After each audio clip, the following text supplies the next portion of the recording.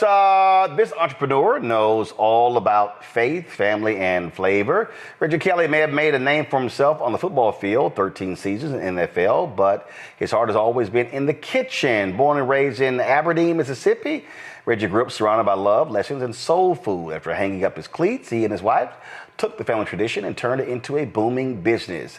KYVAN Foods, named after their kids, rooted in the recipes that brought their families together.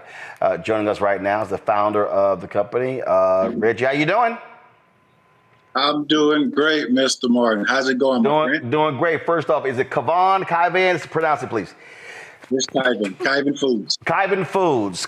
So when did you start it? Well, we started the business in 2011. And, you know, when I was a kid, I grew up next door to my grandmother, Roland, and my family always told me, baby, when you cook, make sure you do it with love.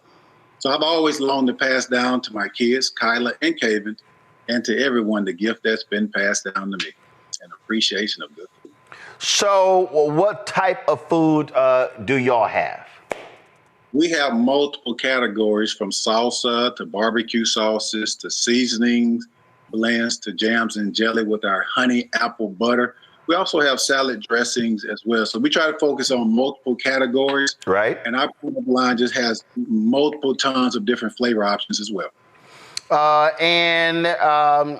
did it come about? How did it start? Like what was the spark to say, you know what, let's do our own thing? Well, you know, first I would like to say I've had a smooth transition, Roland, from football to food, or as I like to call it, from the gridiron to the cast iron. You know, when I was a player, I used to throw free football camps for the kids in my hometown of Aberdeen, Mississippi. I wanted to reward the kids who exemplified great academic excellence. So I wanted the kids to understand that when you work hard and when you do good, expect good, and hard work pays off. And so I threw a free football camp for the kids. I flew my teammates down to reward the kids, gave them free NFL gear, free paraphernalia, and the kids had an absolute blast. After the football camps were over, and for that matter, after any event in Mississippi, you're going to have some good food.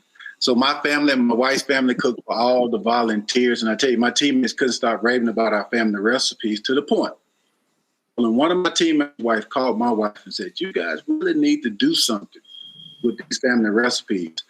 I had no interest in being an entrepreneur, had no interest in the food industry. As a matter of fact, around that time, my head coach, Marvin Lewis, convinced me that my next plan of action should be to be an NFL executive for either the league office in Manhattan or be in basically the front office of an NFL franchise. So that was the course of action that I wanted to take, but mulling it over and talking to my wife over and over again, we decided to become entrepreneurs and then name this business after our kids. So the word KYVAN basically comes from our kids. My daughter, her name is Kyla. My son's name is KYVAN. We combined the two to come up with KYVAN. So just like any parents, we want to leave a great legacy behind to our kids, a tangible legacy behind to our kids. We're definitely trying to do that. What year did you open the business? 2011. 2011. So here we are now in 14 years. Greatest lesson you learned in the last 14 years? Marketing. Obviously, marketing a brand is definitely the life, and it's also definitely can be the death of a business. And you have to make sure that you establish great relationships. Through marketing, we do understand that some of the big brands, the Fortune 500 companies, they have the working capital, right? They also have the personnel, they have the experience, they have the marketing strategy to ensure that they're going to have longevity and sustainability within their company. But one time long ago, they were small companies as well, and they had to figure it out. And so for me, my company being a small company, we had to figure out the marketing piece. We had to find our hero product. I liken it to a franchise quarterback. We had to find the actual demographic of people to market our brand to, and then the correct content that's going to encourage consumers to take a chance on our brand. And if we do it right, which we have done it right, it equals to great ROI, customer acquisition, and a high customer retention rate. Now, are you in stores or are you doing direct to consumer?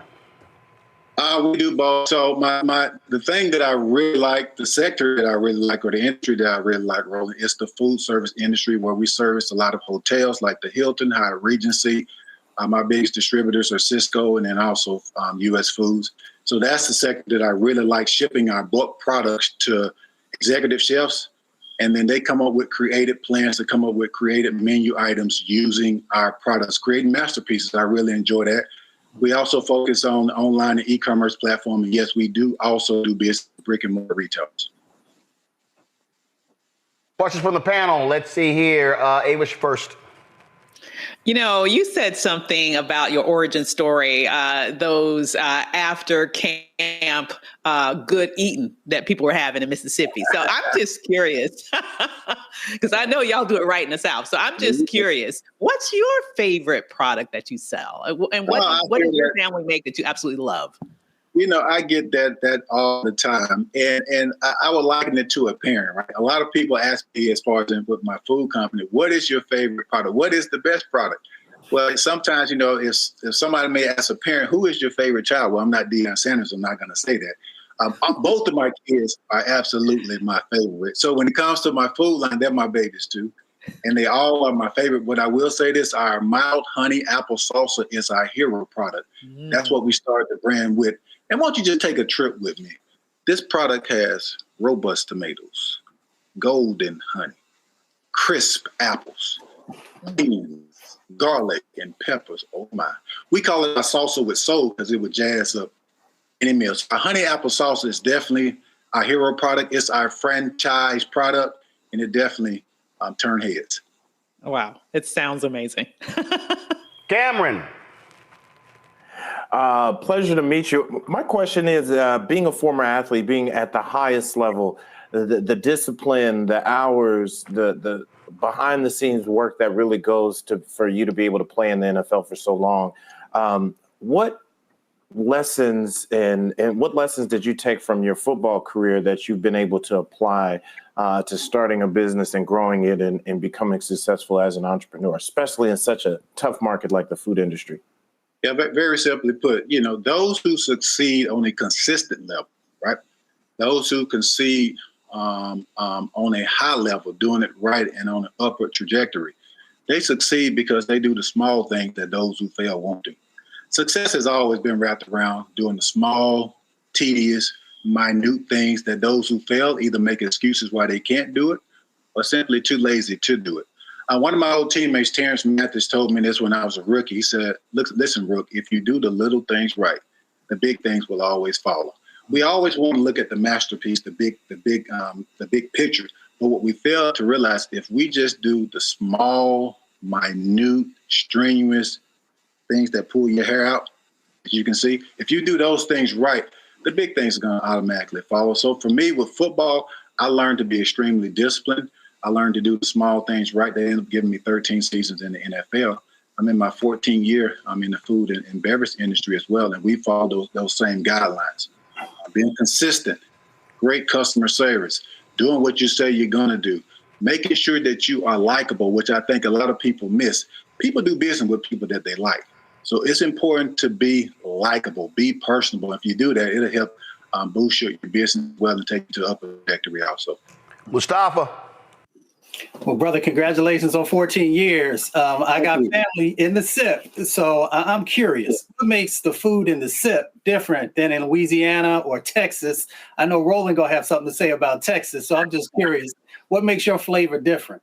You damn right I do. Go ahead.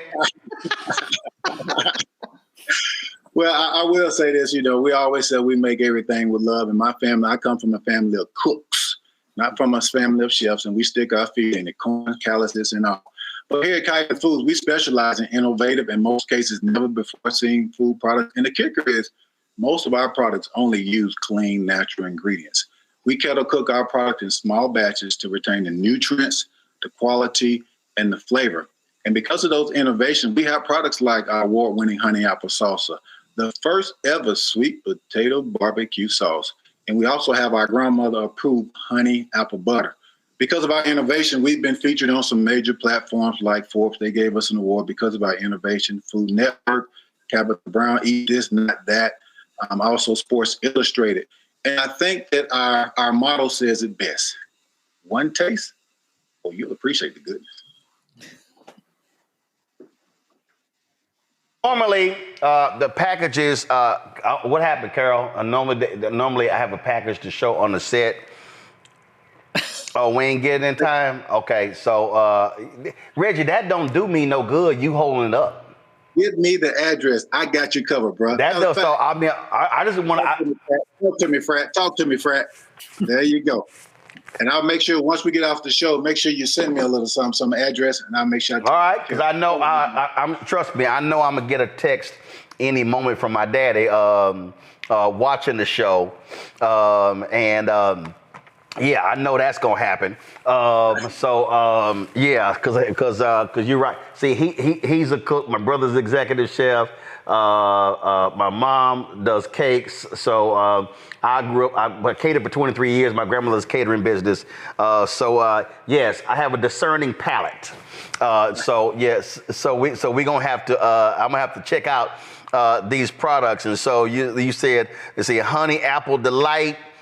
Let's see here, and then gourmet barbecue sauces and rubs. So folks, if y'all go to shopblackstarnetwork.com, y'all see the products right here. Again, if I click this here, these gourmet sauces, you see there's a 4-pack there. And so certainly good luck with that. Again, we have it available on shopblackstarnetwork.com, and hopefully our folks will partake. We got Juneteenth coming up. We've got holidays and summers and all kinds of different parties, cookouts, get-togethers, you name it. And so we hope folk definitely check it out. And I know Mustafa, and plus Mustafa's also an alpha brother. He's on here as well. Cameron, what little youth group you in? Didn't you join one of them other little youth groups? No, I'm not Greek. Okay, I was just checking. I was just making sure, cause I ain't know if you one of them. I knew you won alpha, but I wasn't sure you one of the other little youth groups.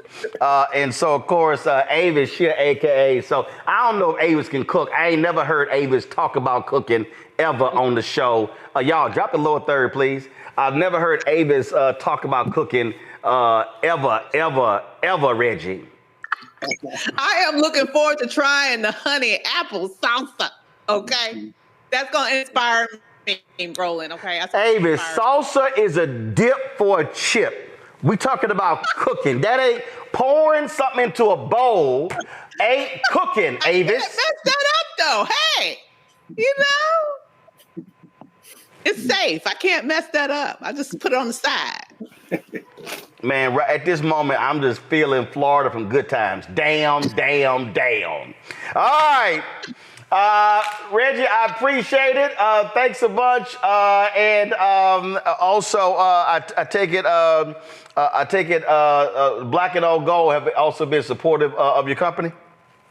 Oh, absolutely. Absolutely. We just celebrated our 50th anniversary, the Capital Beta chapter at Mississippi State University.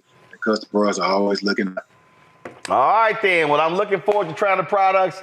Good luck, 06, and keep doing well. Of course, next year you got your 15th anniversary. Absolutely. Sounds like a plan. 06, appreciate it, man. I appreciate it. Thanks a lot. Again, folks, y'all please check it out. Go to shopblackstarnetwork.com.